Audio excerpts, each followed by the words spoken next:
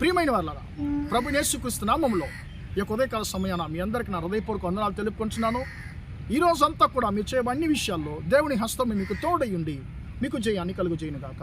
141వ కీర్తన 10వ వచనం ఇలా సెలవిస్తుంది, నేను తప్పిపోవచ్చుండగా దుర్మార్గులు తమ వలలో చిక్కికుందురుగాక అనేటువంటి మాటను మనం చదువుతున్నాము.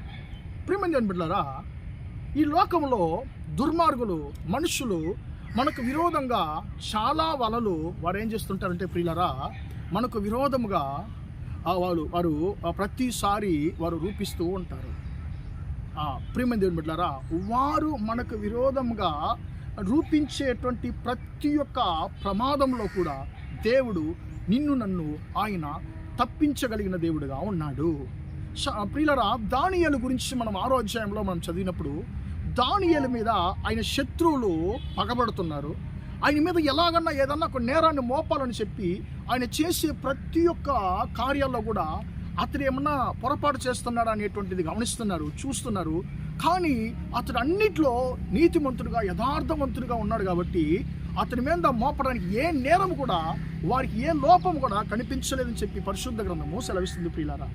ప్రియమైన దేవుని బిడ్డలారా, అలాగున్నప్పుడు ఇతని మీద నిందం మోపాలి అంటే ఆలోచిస్తున్నారు. ఇతని దేవుడైన యెహోవా విషయంలో తప్ప వేరే ఏ విషయంలో కూడా ఇతని మీద మనం నేరం మోపలేమని చెప్పి రాజు దగ్గరికి వెళ్తున్నారు.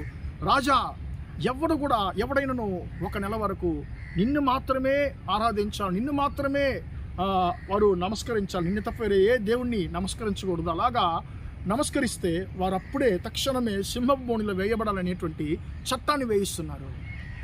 కానీ దానియేలుకు ఆ చట్టము తెలుసు, ఆ చట్టం వేయబడిందని తెలుసు కూడా అతని ప్రార్థనను ఆయన ఆపలేదు.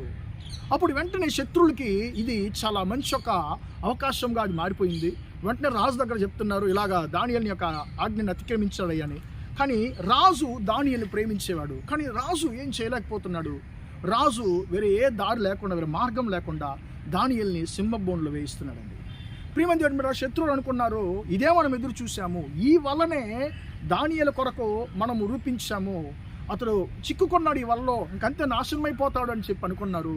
కానీ దేవుని యొక్క మహాకృపను బట్టి ఆ యొక్క సింహపు బోను నుంచి దేవుడు సజీవంగా ప్రాణముతో దానియేలుని బయటకు తీసుకొచ్చాడు. ప్రియమైన దేవుని బిడ్డలారా, ఏ శత్రువులైతే ఆ చట్టాన్ని వేయించారో చివరికి వారే యొక్క సింహపు బోనులో వేయబడి నశించిపోయినట్లుగా మనం చూస్తాము. ప్రియమైన దేవుని బిడ్డలారా, నీ జీవితంలో కూడా దేవుడు అంటే శత్రువులు నీకు విరోధంగా రూపించేటువంటి ప్రతి ఒక్క ఆయుధాల నుంచి కూడా, ప్రతి ఒక్క వల నుంచి కూడా ప్రభువైన యేసుక్రీస్తు నిన్ను విడిపించడానికి ఆయన సమర్థుడిగా ఉంటున్నాడు.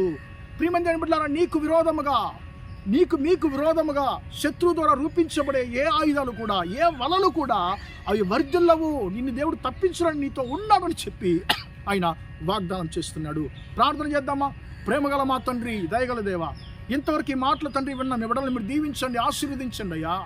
తండ్రి, దుర్మార్గుల యొక్క తండ్రి వలలకు తప్పించేటువంటి దేవుడు తండ్రి, నీ బిడ్డలకు విరోధముగా తండ్రి దుర్మార్గులు రూపిస్తున్నటువంటి ప్రతి ఒక్క తండ్రి వలలో యేసు నామములో తండ్రి లయమగుడుగా కానీ ప్రార్థిస్తున్నాను అయ్యా. దానియేలుని అతని శత్రువుల యొక్క తండ్రి స్తోత్రం, వారి యొక్క తండ్రి స్తోత్రం వల నుంచి తప్పించినటువంటి దేవుడు తండ్రి, ఆయన తండ్రి యేసయ్యా స్తోత్రం తండ్రి హెచ్చించిన దేవుడు.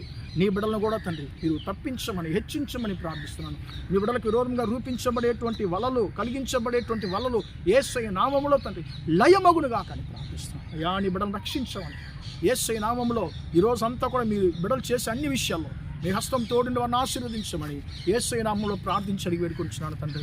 ఆమేన్, ఆమేన్. ప్రియమైన వారారా, దేవుడు మిమ్మల్ని దీవించి ఆశీర్వదించును గాక. Praise the lord.